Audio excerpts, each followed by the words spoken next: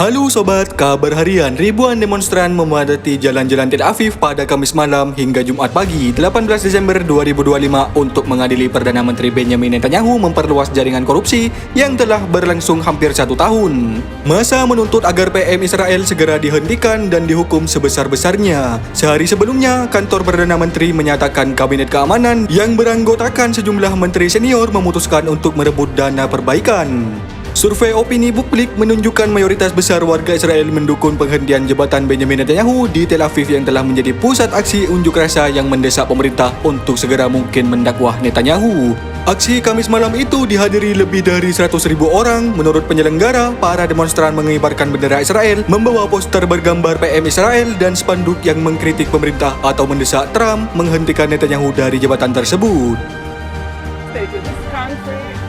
Our homeland, and what is happening here is for everybody who believes in democracy.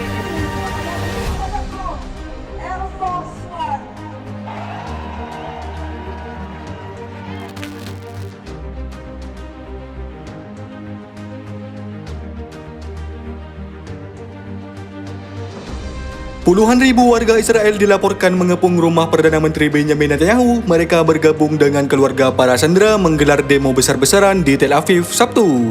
Aksi ini menuntut pemerintah segera menyepakati perjanjian untuk membebaskan semua tawanan yang tersisa di Gaza. Bahkan, massa menyerukan segera mengakhiri perang di jalur Gaza. Dikutip The Times of Israel, demo berlangsung menjelang perjalanan Netanyahu menuju Gedung Putih untuk membahas gencatan senjata dengan Amerika Serikat. Aksi ini mencerminkan kemarahan rakyat Zionis atas kegagalan perang melawan proksi Iran dan buntut korupsi Benjamin Netanyahu. Lantas insiden ini menjadi tekanan terhadap Netanyahu yang kini dinilai tak mampu membawa kemenangan bagi Israel. Dikabarkan sekitar 50 sandera masih berada di Gaza dengan 28 diantaranya telah meninggal dunia. Sementara itu, pejabat Israel dilaporkan tengah menentukan prioritas sandera akan dibebaskan. Meski demikian, situasi di sekitar rumah PM Benjamin Netanyahu kian memanas. Diketahui para demonstran terus menyerukan pembebasan sandera secepatnya.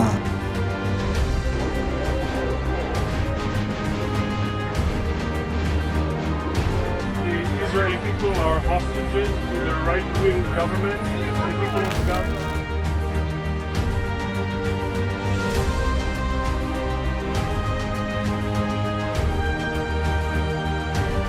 Presiden Israel Isaac Herzog disebutkan tak akan mengampuni Perdana Menteri Benjamin Netanyahu secara cuma-cuma usai yang bersangkutan mengirim surat permohonan ampunan secara resmi pada Minggu. Mantan pengacara pembela Netanyahu, Micha Friedman, dalam wawancara bersama Channel 12 mengatakan permohonan ampunan hanya bisa dikabulkan Herzog apabila Netanyahu mengaku bersalah dalam kasus korupsinya.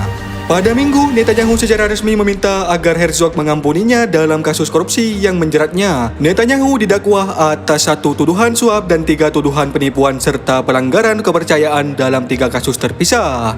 Dakwa ini terkait dengan tuduhan manipulasi pers serta mengenai penerimaan hadiah ilegal oleh Netanyahu dan istrinya sebagai imbalan atas bantuan pemerintah. Sidang perdana Netanyahu sudah dimulai pada Mei 2022 dan masih terus berlangsung. Netanyahu terus terang membantah tuduhan terhadapnya yang berpendapat bahwa tudingan tersebut direkayasa. Surat permohonan ampunan Netanyahu ini sendiri tidak direspon baik oleh sejumlah masyarakat. Para demonstran berunjuk rasa di luar kediaman Herzog untuk mendesak sang presiden menolak permohonan Netanyahu.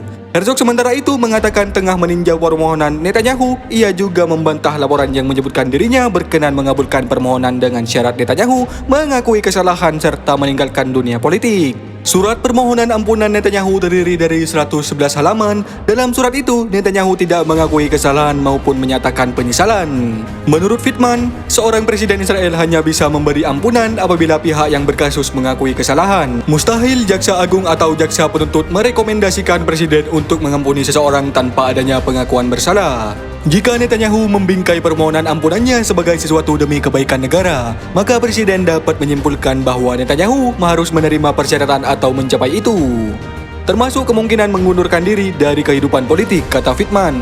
Friedman keluar dari tim pembela Netanyahu setelah pengadilan menolak permintaan Netanyahu untuk menerima hadiah sebesar 10 juta guna menutupi biaya hukum. Netanyahu adalah satu-satunya Perdana Menteri dalam sejarah Israel yang disidang saat menjabat. Ia didakwa atas tuduhan penipuan, pelanggaran kepercayaan dan penerimaan suap dalam 3 kasus terpisah. Ia belum dihukum atas dakwaan apapun. Netanyahu bersikeras menolak tuduhan tersebut dan mengutuk kasus-kasus tersebut sebagai perburuan pembunuhan penyihir yang direkayasa oleh media, polisi, dan badan peradilan.